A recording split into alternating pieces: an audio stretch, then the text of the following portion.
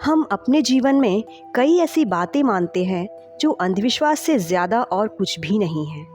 हमें बचपन से कई ऐसी बातों पर विश्वास करना सिखाया जाता है जिसके पीछे वास्तव में कोई धारणा नहीं होती। लेकिन जैसे जैसे हम बड़े होते हैं, हमें समझ आता है कि जो बातें हम मानते आ रहे हैं वो सिर्फ एक अंधविश्वास है और कुछ भी नहीं। तो आइए जानते हैं ये अंधविश्वास है क्या। इस वीडियो में मैंने अंधविश्वास के बारे में आचार्य रजनीश जी और आचार्य प्रशांत जी के विचारों को शेयर किया है। तो आप इसे ध्यान से सुने और अपने जीवन में जो भी आपने अंधविश्वास बनाए हुए हैं उसे तोड़ने का प्रयास जरूर करें, क्योंकि तभी आप एक विचारवान इंसान बन सकते हैं। अंधविश्वास क्या है? अंधविश्वास का मतलब है जो हम नहीं जानते उसको मान लेना। 99% मान्यताएं जो आध्यात्म के नाम पर चल रही हैं वो अंधविश्वास ही हैं। उनका यथार्थ से कोई संबंध नहीं है। कोई बहुत समझदार इंसान होगा जिसने पहली बार पेड़ के सामने सर झुकाया। कोई बहुत गहरा इंसान होगा जिसने पहली बार नदी को माँ कहा और झुक गया होगा। ये अंधविश्वास नहीं है, ये बहुत गहरी बात है। लेकिन यही गहरी बात जब आप समझ नहीं पाते और बस परंपरा के तौर पर निभाते हैं तो यही गहरी बात अंधविश्वास बन जाती है। अगर हमें समझ में आया होता कि क्यों नदी को हमने माँ कहा, तो हम नदी को गंदा कैसे कर लेते, उस पर कूड़ा और गंदगी क्यों बहाते। यदि आपकी मान्यताएं, आपके बिलीफ अंधविश्वास बन गए हैं, तब तो पूजा अर्चना बिल्कुल काम नहीं आएगी। आस्था और विश्वास ठीक है, लेकिन अंधविश्वास ठीक नहीं है। ये इंसान को कमज़ोर बना देता है। किसी के विश्वास की और भावनाओं की कद्र हो सकती है, लेकिन अंधविश्वास की नहीं। एक पत्थर की मूर्ति है, आप कह रहे हो वहाँ भगवान की मूर्ति है, ये अंधविश्वास है, क्योंकि वहाँ तो वास्तव में पत्थर है। तो मूर्ति कहाँ है? मूर्ति है इंसान के दिमाग में। वो तो पत्थर ही था, पत्थर ही है, और अगर उसे बाद में तोड़ भी दिया जाएगा तो वो पत्थर ही रहेगा। अब उस पत्थर को सबने अलग अलग नाम दे दिया है। ये अंधविश्वास है। अंधविश्वास तब है जब आपने तथ्य की भी जांच पड़ताल नहीं की, यूं ही मान लिया है। अंधविश्वास तब है जब आपने अपनी बुद्धि का भी प्रयोग नहीं किया। तर्क जिन चीज़ों का परीक्षण कर सकता था, आपने उन चीज़ों का परीक्षण करने में तर्क का भी उपयोग नहीं किया, तो ये अंधविश्वास है।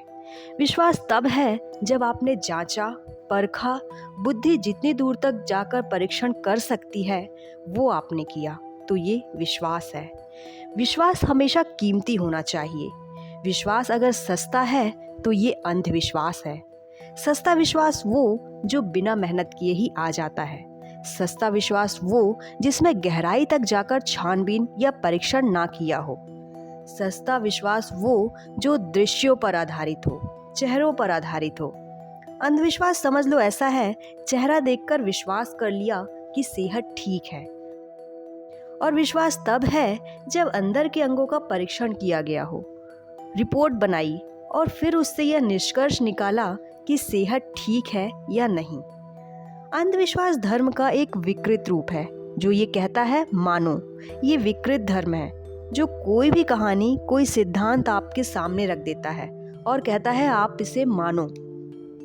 और अंधविश्वास में ये कह देता है कि अगर आपने इसे नहीं माना तो आप अधार्मिक हो। तो यहाँ मानने के लिए कहा जा रहा है, कोई तर्क नहीं है। वास्तव में आप इन धर्मों के कहला ही तभी सकते हो जब आपने कहा हो कि मैं मानता हूँ। ये धर्म नहीं है, ये तो धर्म की विकृति है। जो धर्म शुरुआत ही यहाँ से करता हो कि मैं मानता हूँ, तो वो धर्म ही गलत है।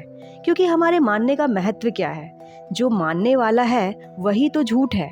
उसके मानने या ना मानने की कीमत क्या है? उसने तो आज तक जो माना है वो गलत ही माना है। तो मान्यता से जिस भी चीज़ की शुरुआत होगी वो गलत ही होगी।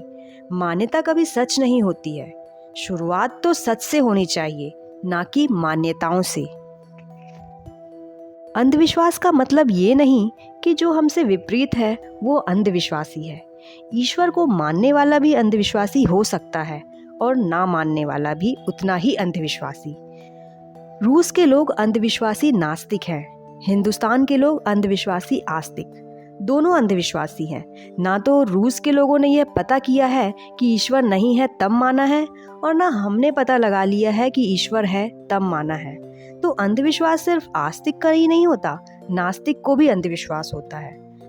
बहुत सी चीज़ें हम बिना जाने मान लेते हैं, वो अंधविश्वास है। और बहुत सी चीज़ें हम बिना जाने इनकार कर देते हैं, वो भी अंधविश्वास है।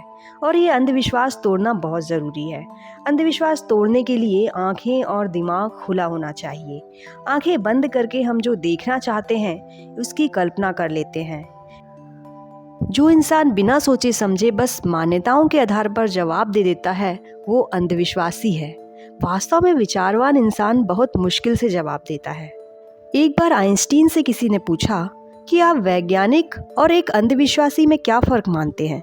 तो आइंस्टीन ने कहा, अगर 100 सवाल किसी अंधविश्वासी से पूछो तो वो 101 जवाब देने को तैयार रहता है, और वैज्ञानिक से अगर 100 सवाल पूछो तो 98 सवालों को वो कह देगा कि वो बिल्कुल नहीं जानता, और 2 सवालों के लिए कहेगा थोड़ा सा जानता हूँ। लेकिन वो जानना अंतिम नहीं है, अल्टीमेट नहीं है, वो कभी भी बदल सकता है। अंधविश्वास एक ऐसा तर्कहीन विश्वास है जिसका कोई उचित कारण नहीं होता। एक छोटा बच्चा अपने घर, परिवार एवं समाज में जिन परंपराओं, मान्यताओं को बचपन से देखता एवं सुनता है, वही आगे अपने जीवन में अपनाता है। वह भी उन्हीं का पालन करने लगता है। अंधविश्वास पुराने दौर की मान्यताओं और आधुनिकता के प्रति अज्ञान से पैदा होता है। अंधविश्वासी देशों की सूची में भारत पहले स्थान पर है। भारत में लोगों के पास हर स्थिति के लिए एक अलग कारण होता है जो वास्तव में व्यवहारिक नहीं है।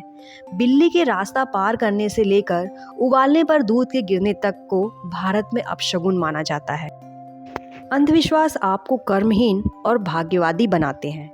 हमारे समाज में कुछ ऐसी मान्यताएं प्रचलित हैं जिन्हें अंधविश्वास कहा जाता है। हालांकि कुछ लोगों के लिए आस्था का सवाल हो सकता है। हम यह नहीं जानते कि सच क्या है, लेकिन इन अंधविश्वास के कारण भारत की अधिकांश जनता डरी हुई और निर्णयहीन बनी हुई है। इसलिए सकारात्मक रहें। आप पूरे दिन सकारात्मक ऊर्जा के साथ काम करें। यदि आपके चेहरे पर मुस्कान है और भविष्य के लिए आशाएं हैं, तो आप ऐसे अंधविश्वासों की तलाश में नहीं होंगे जो यह सुनिश्चित करेगा कि आपका दिन सुचारू रूप से गुजरे। विज्ञान जहां तर्क पर आधारित ज्ञान को प्रोत्साहित करता है, वहीं धर्म अनुकरण और तर्कहीनता पर बल देता है। जागरूकता बढ़ाकर अंधविश्वास को मिटाया जा सकता है। अंधविश्वास से बचने के लिए आवश्यकता है अपने मन, मस्तिष्क, सोच एवं मनोविज्ञान को मजबूत करने की। कभी किसी बिल्ली के रास्ता काटने पर उस रास्ते से बाहर जाकर देखिए, आप पर किसी तरह का कोई बुरा प्रभाव नहीं पड़ेगा।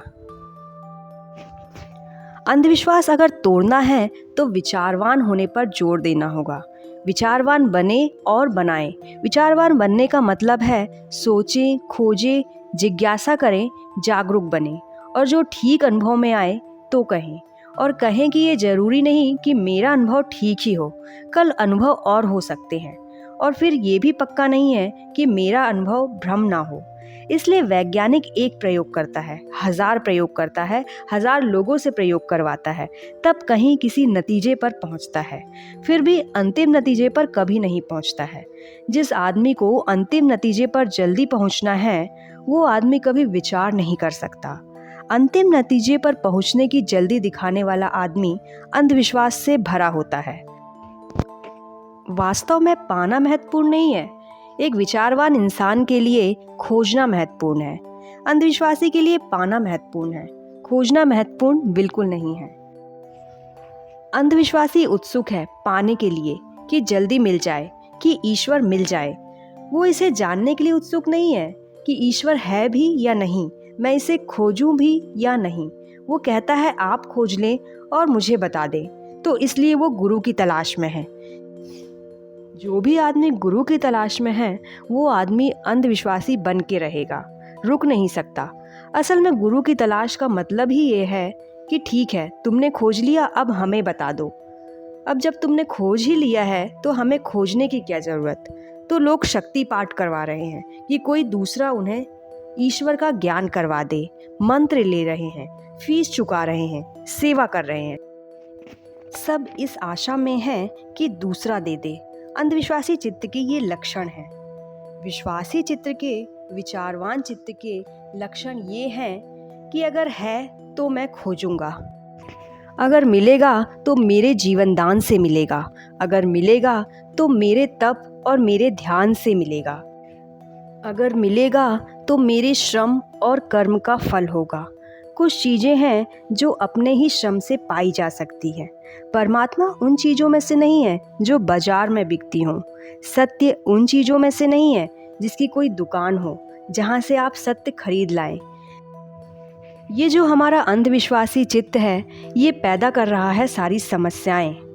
खोज पर निर्भर होना, भिक्षा पर नहीं। मांगने से नहीं मिलेगा, जानने से मिलेगा। किसी को मिला होगा, ज़रूर मिला होगा। अविश्वास भी मत करना, क्योंकि वो भी अंधविश्वास है। कोई कहे कि मुझे ईश्वर मिल गया है तो कहना बड़ी कृपा है आप पर भगवान की जो आपको मिल गया, लेकिन कृपा करके मुझे ना बताएं, मुझे भी खोजने दें। दूसरों के द्वारा चली गई मंजिल पर अगर आप पहुंचा दिए जाएं तो आप लंगड़े हो जाएंगे, क्योंकि पैर तो चलने से ही मजबूत होंगे। और मंजिल पर पहुंचना उतना महत्वपूर्ण नहीं है जितना यात्री का मजबूत होना महत्वपूर्ण है। कुछ पा लेना उतना महत्वपूर्ण नहीं है जितना पा लेने वाले का रूपांतरण महत्वपूर्ण है। ये ईश्वर या ज्ञान या मोक्ष कोई रेडीमेड चीज़ नहीं है जो आसानी से उपलब्ध हो जाए। ये तो पूरे जीवन की आहुति और पूरे जीवन के श्रम और साधना का फल बनती है। ये तो वो अंतिम फूल है जो आता है। असली फूल के लिए बीज बोने पड़ते हैं, पौधा बड़ा करना पड़ता है, फिर फूल अपने आप आता है, लाना नहीं पड़ता। परमात्मा का अनुभव फूल की तरह है और साधना पौधे की तरह। पौधे को संभालें, फूल तो अपने आप आ जाएगा। लेकिन हम इतनी जल्दी में हैं कि हम कहते हैं पौधे की फिक्र छोड़ो, आप तो फूल ही दे दो, फिर चाहे वो असली हो या नकली। आप अंधविश्वासी और आध्यात्मिक एक साथ नहीं हो सकते, और अगर अंधविश्वास आपके जीवन में है तो आप आध्यात्मिकता की ओर एक कदम भी नहीं बढ़ा सकते। पहले दिमाग से भ्रमों को, मान्यताओं को और अंधविश्वास को दूर करिए, क्योंकि तभी आपके जीवन में आध्यात्मिकता आएगी। जीवन की वास्तविकता में यकीन रखो और मन में संयम रखते हुए बुद्धि और विवेक से काम लो। महात्मा बुद्ध कहते हैं, किसी बात को सिर्फ इसलिए मत मानो कि ऐसा सदियों से होता आया है, परंपरा है। इसलिए मत मानो कि किसी धर्म शास्त्र या किसी ग्रंथ में लिखा हुआ है या ज़्यादातर लोग उसे मानते हैं। किसी धर्म गुरु, आचार्य, साधु संत या ज्योतिषी की बात को आंख मूंद कर मत मान लेना, बल्कि हर बात को पहले बुद्धि, तर्क और विवेक से चिंतन करना। यदि वह बात स्वयं के लिए और इस मानव जगत के कल्याण के हित में लगे तो ही उस बात को मानना।